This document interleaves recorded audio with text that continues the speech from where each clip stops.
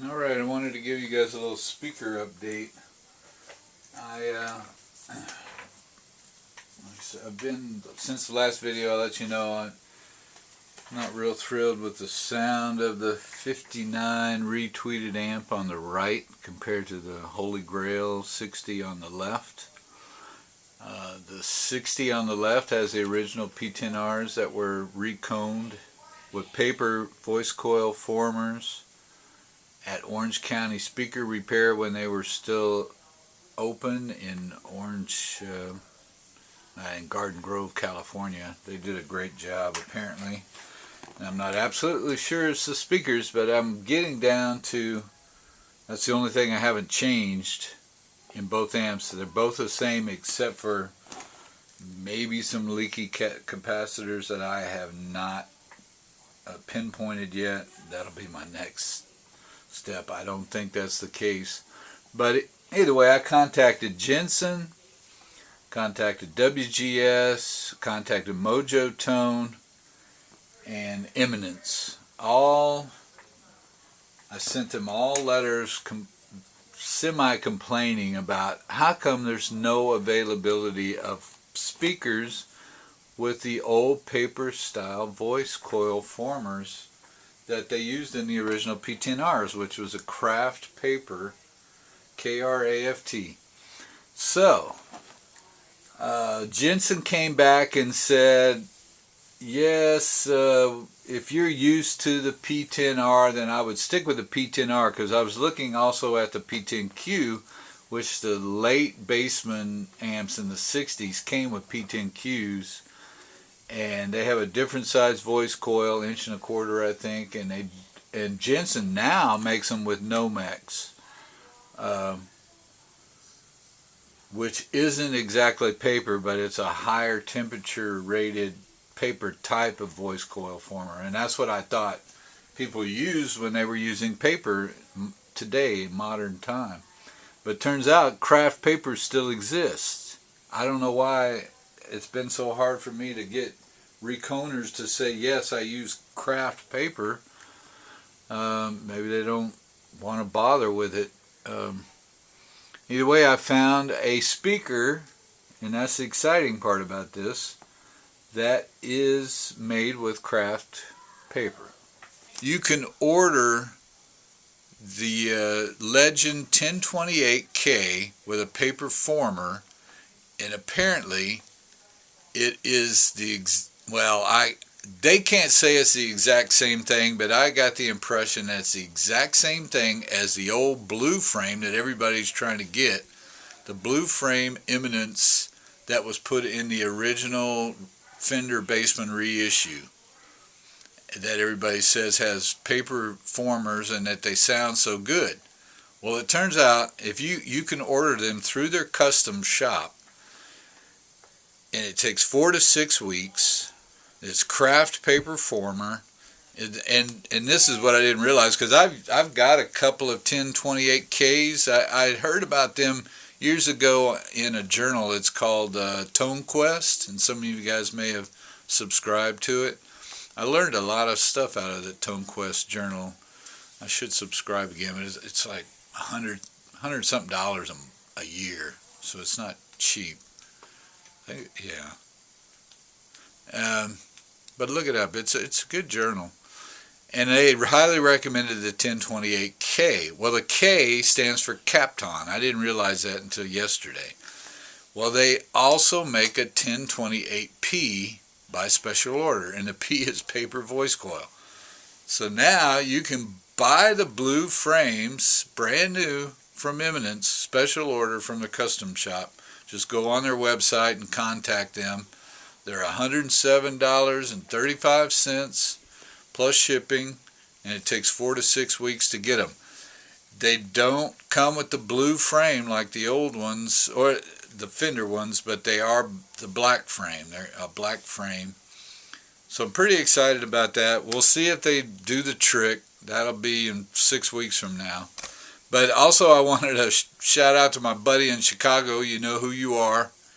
And we had a little bit of a discussion on speaker polarity, I guess you call it, plus plus terminal and negative terminal, and how you pinpoint it. And I've shown this before, and I found it in Gerald Weber's book, all about vacuum tube guitar amplifiers, which is he has tons of information in these books. Sometimes there are a few things that may be inaccurate, but for the most part they're very accurate, very good information. I've used them for reference for years. But here's the deal. I'll go over here, I'll show you this speaker.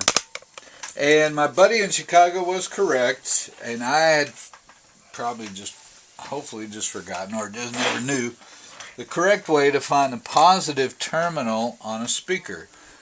It gets a lot more complicated than just finding the positive and negative.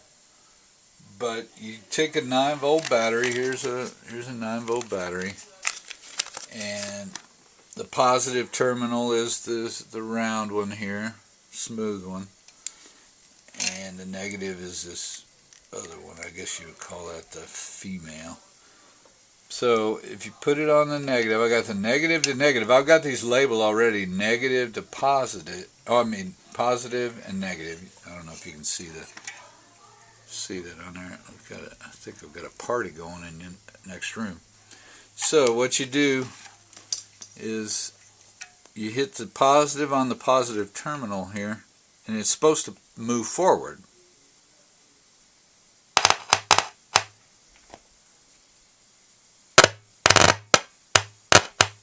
Can you see that?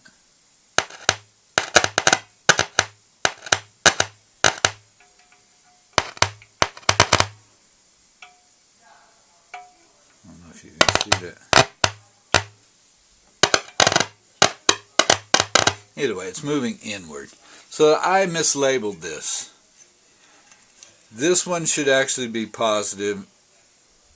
I mean, this one should be positive, this one should be negative. So we'll switch it around. I'm going to hit that negative and the positive over here. Now it's going to move forward. And if you can't see it, it's not moving very much, but trust me, it's going forward.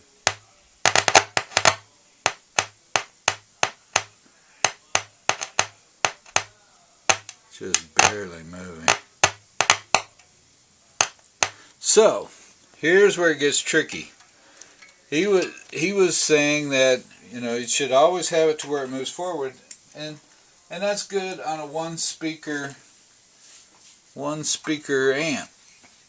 And that's another experiment that I'm going to do. And I bought some alligator clips, and what we're going to do, just to prove or to see if it makes a difference, I'm going to go into the 59 Bassman. That'll be my next video.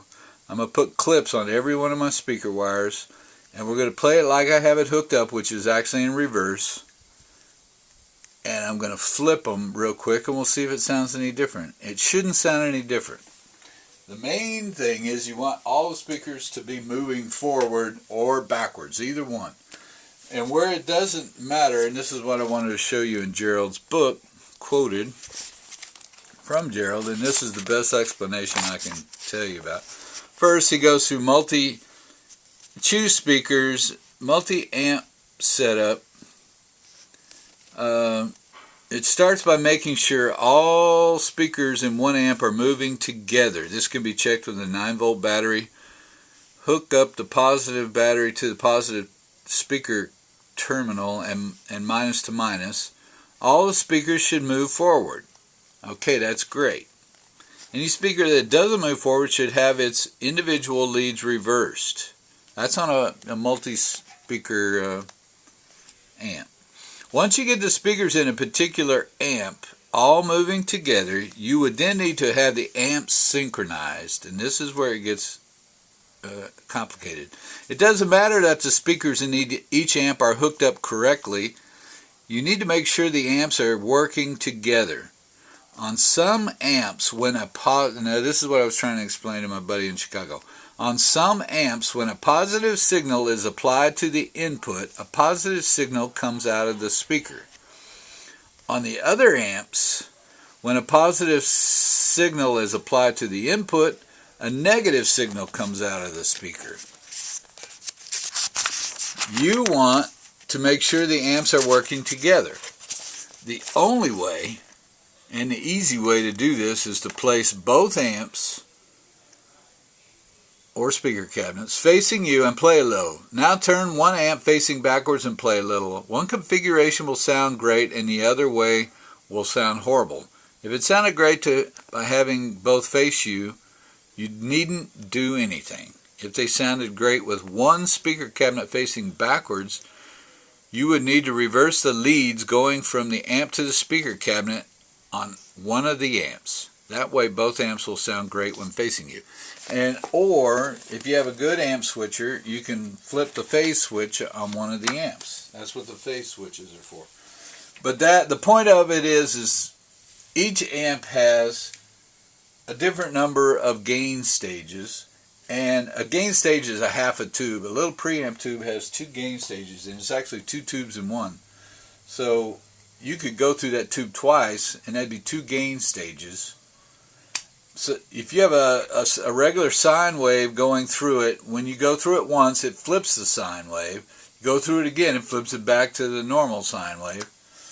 And so every time you go through a tube stage, it flips the sine wave. So if you have an odd number of gain stages, when you get to the speaker, it's going to be reversed and the speaker is going to go backwards. If you have an even number of gain stages, when it gets to the speaker is going to go forward. So that's where it gets complicated. And you can't tell what it is by just the battery test or anything. Now, Bassmans are known to go in reverse. They go backwards. But so we're going to do the other experiment, and we'll let you hear, does it make a difference if I flip the terminals in the Bassman speaker cabinet? So that'll be the next one. Sorry I was so long-winded, but I wanted to be sure everybody understood that. I'll talk to you later.